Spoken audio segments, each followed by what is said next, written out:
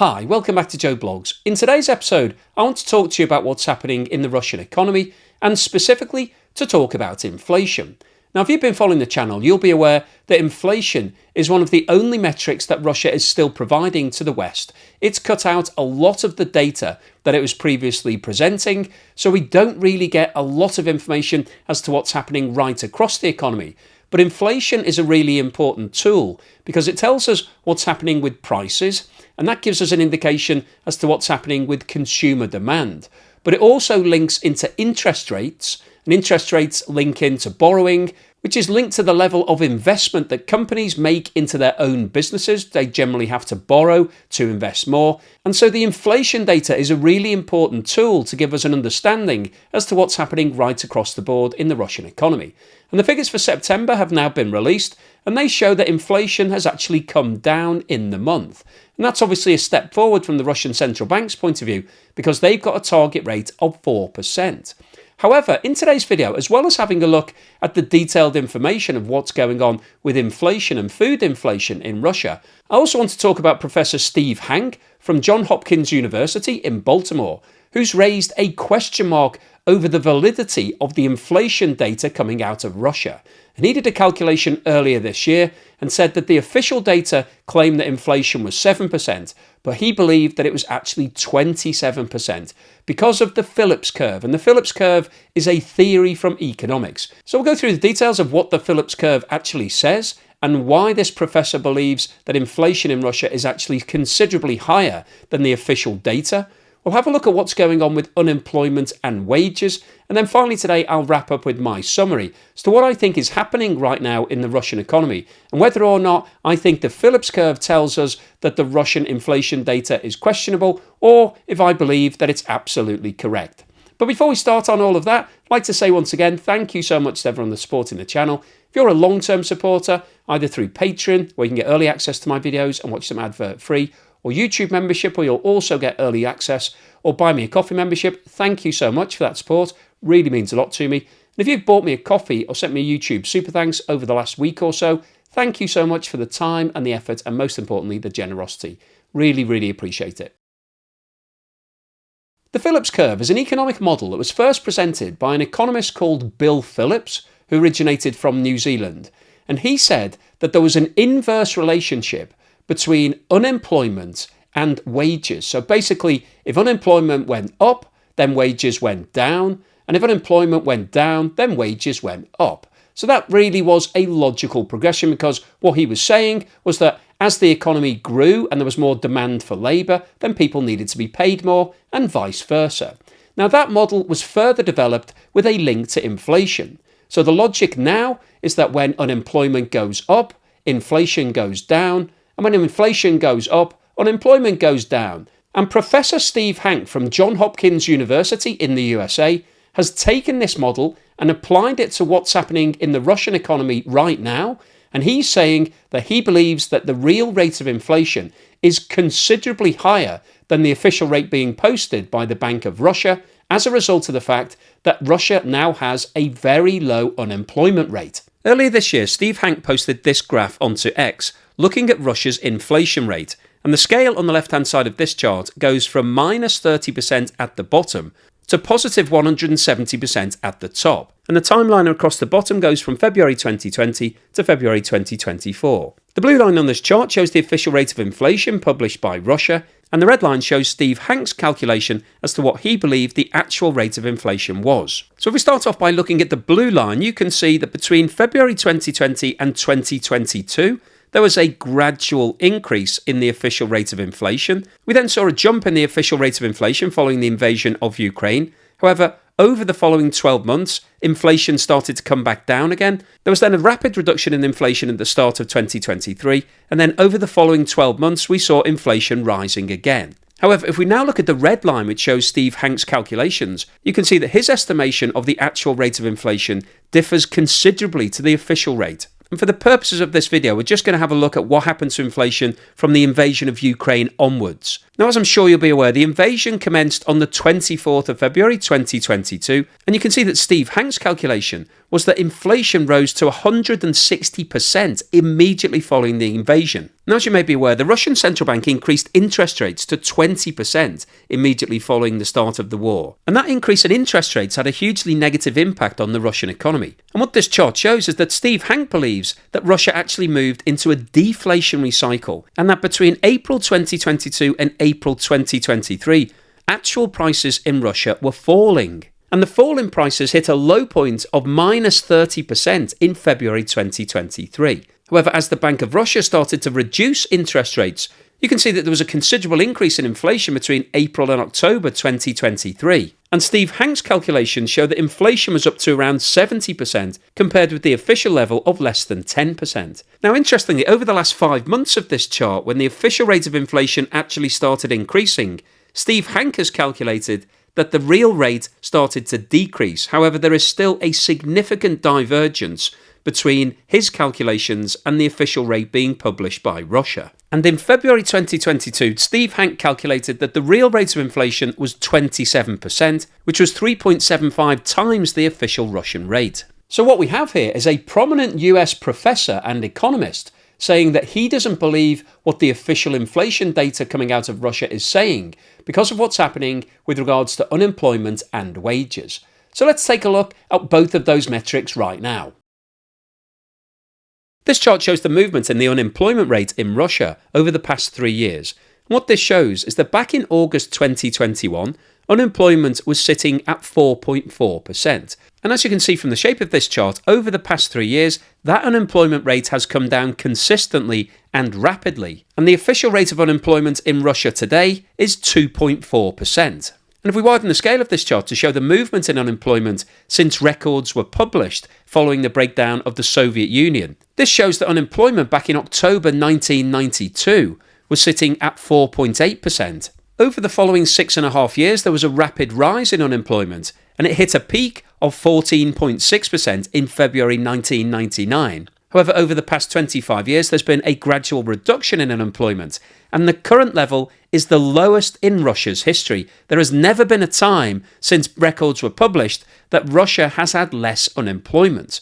So if you apply the Phillips curve theory here, that when unemployment falls, wages rise, you would expect wages to currently be at an all-time high.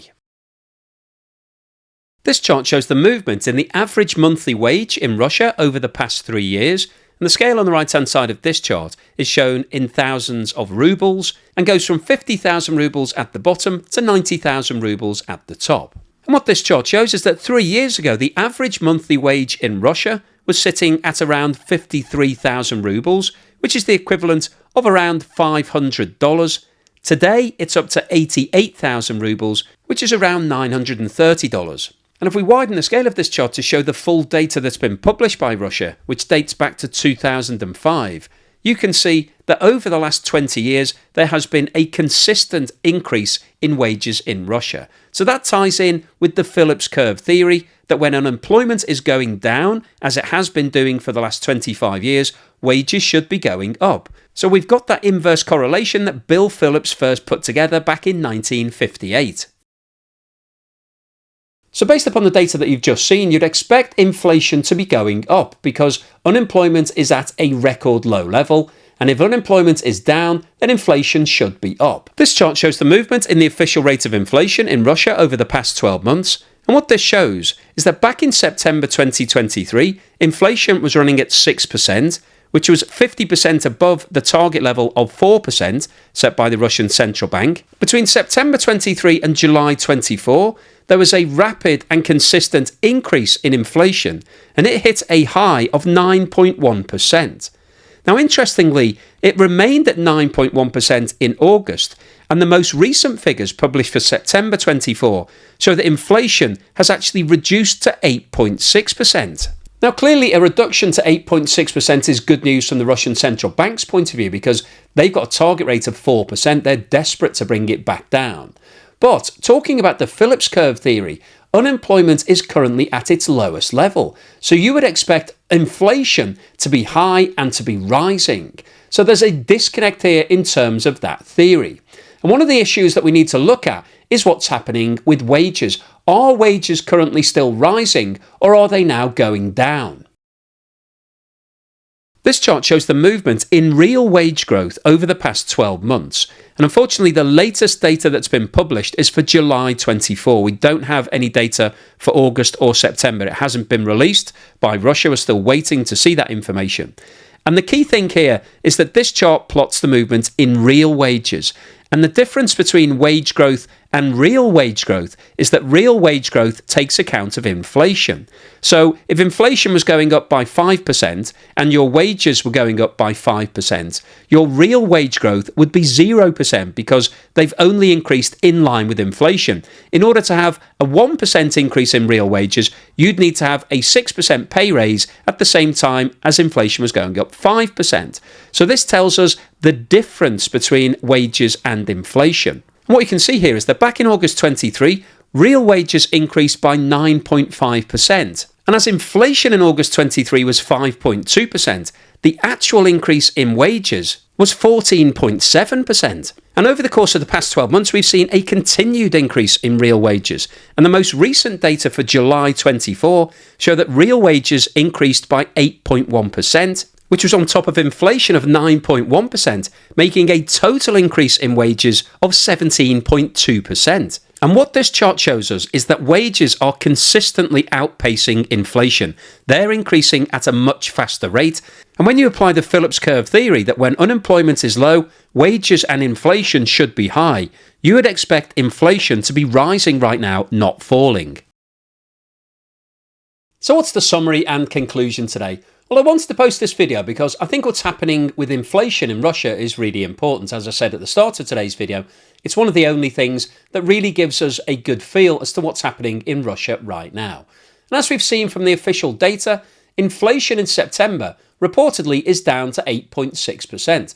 So it's moving in the right direction. This is what the Russian central bank has been trying to achieve over the course of the last 12 to 18 months. But also what we talked about today is the fact that a professor in the USA has come out and said that he doesn't believe the official data. He doesn't buy into the official inflation numbers. He thinks that real inflation is actually considerably higher. And one of the reasons that he said that is the Phillips curve theory that says that when unemployment is low in an economy, then wages and inflation must be high. Because there's a demand for people, therefore wages have to go up in order to encourage people to move jobs, and that drives up the amount of free cash that people have, therefore it drives up spending and demand, and therefore pushes up prices. That's the logic. And we saw his calculations earlier, where he believed that the actual inflation in Russia was around 20% higher than the official figures being published by the Bank of Russia. Now, in terms of whether or not there's any merit to what he's saying, I've certainly had a lot of comments over the past couple of years from people saying that they don't believe the figures being published by Russia. Now, I don't think everybody that sent me their comments was using the Phillips curve theory. They were just applying a logic that Russia was trying to present better figures than the actual numbers were showing. But in terms of whether or not I believe the figures coming out of Russia, it's not really for me to say, because what I'm trying to do here is present a balanced argument to give you all of the information, give you the data, give you my thoughts on what's happening, and then let you make up your own decision. So I'm not going to make your mind up for you. I'm not going to say whether I believe those figures or I don't believe them. But what I've shared with you today is an economic theory that's been put together by a very intelligent person, somebody who spent a long time studying economics, and there've subsequently been lots of other economists who've built on top of his original findings. And they've said that in an economy, there are links between what's happening. So when you have a very low rate of unemployment, like Russia has right now, that should have an impact on other parts of the economy. And the theory says that that means that all of those people should have more money, more disposable income, they will spend more, and therefore prices should go up. So at times of very low unemployment, you would expect very high inflation. Now, Russia does have relatively high inflation. It's sitting at 8.6%. That's a lot higher than most other developed countries in the world right now. It also has very high interest rate. It's at 19%, which is considerably higher than the rates that we're seeing across the West right now. So there's a lot of pressure on the Russian economy, and it does seem unusual that inflation has started to come down, particularly when you take account of the fact that Russia is struggling with regards to imports at the moment, and the value of the ruble has fallen considerably over the past 12 months.